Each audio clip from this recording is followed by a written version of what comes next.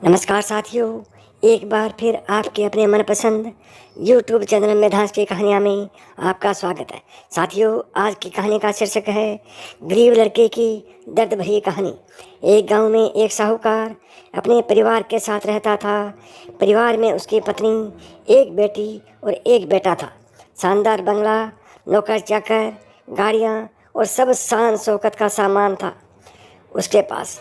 गरीब लोगों को बहुत ज़्यादा सूद यानी ब्याज पर कर्जा देकर उसका धंधा था। अक्सर लोग तंगी के दिनों में या किसी त्यौहार या ब्याह शादी के मौके पर उस साहूकार से कर्जा लेते थे। जब फसल अच्छी होती तो थोड़ा थोड़ा करके उतारने लगते, लेकिन जिस वर्ष सूखा पड़ता तो कर्ज को तो छोड़ो, गांव वाले सूद तक नहीं दे पाते थे। इसी का फ़ायदा उठा वो साहूकार उनकी ज़मीनों पर कब्जा कर उन्हें बेच देता और खूब पैसे कमाता। इस धंधे में उसका बेटा भी उसकी मदद करता। दोनों बाप बेटा हर समय किसी न किसी गरीब की ज़मीन हड़पने की योजना ही बनाते रहते। एक दिन शहर में एक व्यापारी आया और साहूकार से गांव में ज़मीन खरीदने की इच्छा जताई। साहूकार की खुशी का ठिकाना ना रहा। घर बैठे बिठाए ज़मीनों का ग्राहक मिल गया। साहूकार ने उस व्यापारी को बहुत सी ज़मीनें दिखाई जो उसने कर्जे के बदले गांव वालों से हथिया ली थी, लेकिन उस व्यापारी को कोई भी ज़मीन पसंद नहीं आई। गांव में घूमते हुए व्यापारी को एक ज़मीन का टुकड़ा पसंद आया। उसने साहूकार से उस ज़मीन के बारे में पूछा तो साहूकार सोच में डूब गया। असल में वह ज़मीन तो एक बिना माँ बाप की लड़की की थी जो वहाँ रहती थी। उस लड़की के माँ बाप ने साहूकार से 20,000 रुपये कर्ज लिया था, मगर उसे चुकाने से पहले ही उनकी मृत्यु हो गई। बेसहारा लड़की की हालत देख गांव की पंचायत ने साहूकार से उस ज़मीन पर कब्जा न करने को कहा।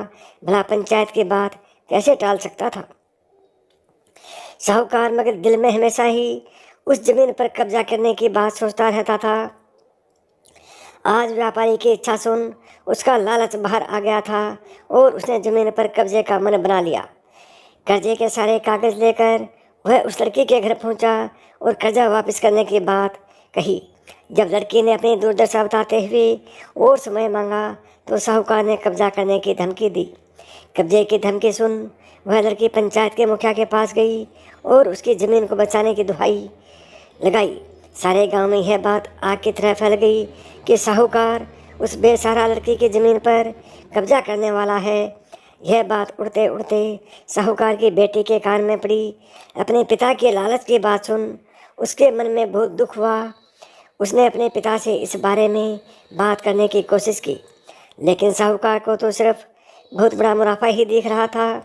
उसे बेसहारा लड़की की दुर्दशा या अपनी बेटी की निवेदन का कोई असर न हुआ और उसने उस ज़मीन पर कब्जे का ऐलान कर दिया।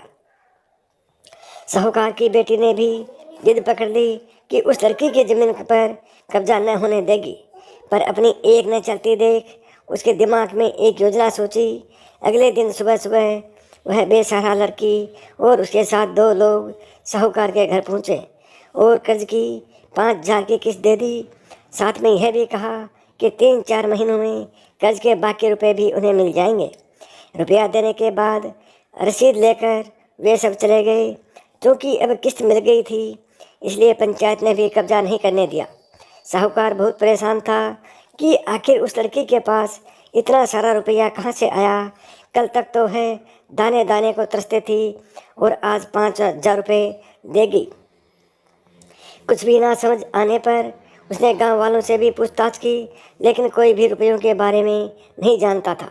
कुछ दिनों बाद वह लड़की फिर 2 गांव वालों के साथ आई और कर्ज की बाकी रकम चुकाकर रसीद और कर्ज के सारे कागज ले लिए। साहूकार परेशान हो गया कि आखिर इस लड़की के पास इतना धन आया कहाँ से। इस तरह कुछ दिन और बीत गई। एक दिन साहूकार को खबर मिली कि उस बेसहारा लड़की ने अपनी ज़मीन बेच दी है। कुछ कर तो सकता नहीं था, लेकिन उत्सुकतावश जाकर देखा तो चौंक गया। ज़मीन पर एक बोर्ड लगा था। उस बोर्ड पर ज़मीन के मालिक का नाम देख साहूकार की मानो सांसें रुक गई हूँ। मालिक के नाम के आगे लिखा था उसकी अपनी बेटी और उस लड़की का नाम। वह दौड़ा हुआ घर गया और बेटी से पूछा कि यह क्या तमाशा है। तब उसकी बेटी ने उसे बताया कि उस लड़के का आखिरी सहारा भी छीन रहे थे, मगर उस लड़के का बड़पन तो देखो, उसने ज़मीन छुड़ाते ही मेरे गहनों के बदले अपनी आधी ज़मीन मुझे दे दी। यह सब सुन साहूकार को संगीन महसूस हुई और उसने भविष्य में कभी किसी की ज़मीन न हड़पने का वचन दे दिया। दोस्तों, गरीब लड़की की दर्द भरी कहानी सुनने के लिए बहुत बहुत धन्यवाद। और आपको ये कहानी कैसी लगी कमेंट करके कमेंट ज़रूर बताएं। साथ ही यदि आपने अभी तक मिनाज की कहानियाँ यूट्यूब चैनल को सब्सक्राइब नहीं किया है तो अभी सब्सक्राइब करें। अगली और 72 कहानी के साथ फिर मिलते हैं। तब तक नमस्कार दोस्तों, प्रणाम।